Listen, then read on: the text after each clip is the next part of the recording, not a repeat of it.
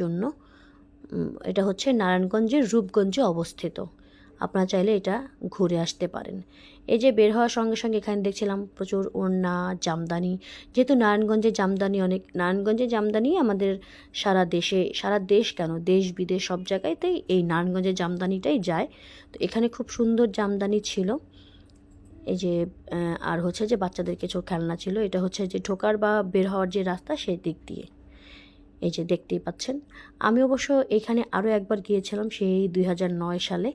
লাস্টে আমি 2টা ছবি কালেক্ট করেছি এবং এটাকে দিয়ে দেওয়ার চেষ্টা করব, আপনারা তাহলে দেখতে পাবেন। এই যে 2009 সালে, আর হচ্ছে এটা হচ্ছে 2024 সালে। তাই আজকের মতো আল্লাহ হাফেজ।